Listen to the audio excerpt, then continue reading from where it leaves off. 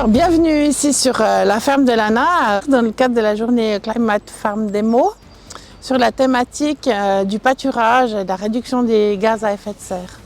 On a choisi cette ferme parce qu'on a déjà fait un plan d'action avec plusieurs mesures. On a 6 postes aujourd'hui qui en fait évoquent les différents leviers d'action qu'on a choisis dans le plan d'action.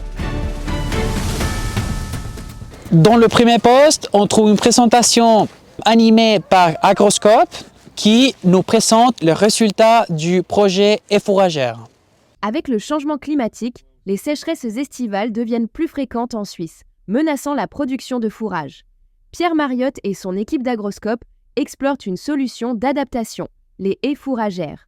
Donc on s'est basé sur des travaux qui avaient été faits en France, mais là où ils avaient planté plutôt une ligne d'arbres. Et puis nous, ça nous a paru pas suffisamment dense. Alors on a choisi de faire quelque chose de beaucoup plus dense. On a planté nos haies sous forme de 3 lignes d'arbres qui sont espacées d'1 mètre. En conclusion, les haies fourragères produisent du fourrage en période de sécheresse, stockent du carbone dans les sols, améliorent l'humidité des prairies et favorisent la biodiversité. On a un système qui est assez complémentaire dans ses effets pour l'adaptation au changement climatique. Pour le 12e poste, il s'agit de la gestion de la pousse de l'herbe. Il est animé par Flavien, exploitant dans la Comex du Bourgeot. On gère une exploitation avec 150 vaches laitières et puis ça fait une quinzaine d'années qu'on pratique le système de pâturage tournant dynamique. L'idée de base, c'était d'avoir un parc par jour pour que tous les animaux passent dedans, pour avoir un chargement de bétail qui soit très élevé sur une courte durée pour que les animaux mangent beaucoup d'herbe en peu de temps. Flavien Bach utilise l'herbomètre pour piloter le pâturage tournant. Chaque semaine, il mesure la hauteur d'herbe sur ses parcelles afin d'estimer les stocks sur pied. Cela lui permet d'adapter les temps de repos, de choisir les parcelles à faucher ou à pâturer et de compléter si besoin à l'étable. Donc dans le premier diagnostic pour le bilan carbone net, on était à 0,79 kg d'équivalent CO2 par litre de lait produit. Donc on est plutôt dans une bonne fourchette de production, on a toujours la marge de progression. Un des leviers qui est effectivement important sur la ferme, c'est la gestion du troupeau en elle-même. Ça faisait longtemps qu'on regardait pour un outil de monitoring, notamment sur les aspects de vélage, de santé et de fertilité des animaux.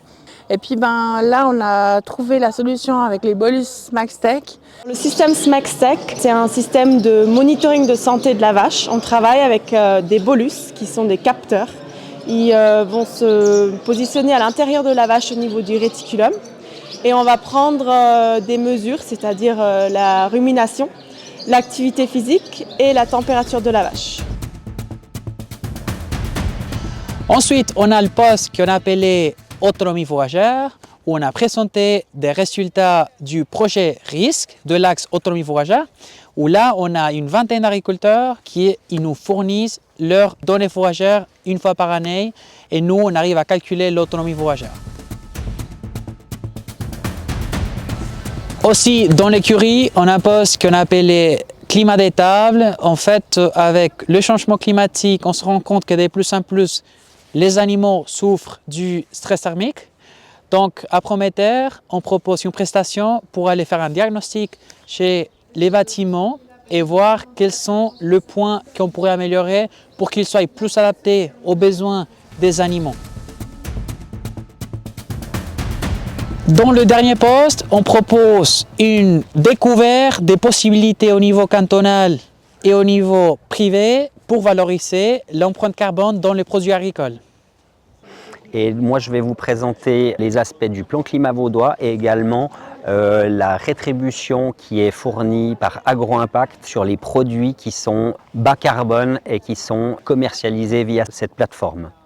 Au final, non seulement il y a une rétribution financière, mais il y a aussi une motivation de pouvoir mettre en avant, de dire j'ai fait des efforts, je fais quelque chose sur mon exploitation pour le bien du climat.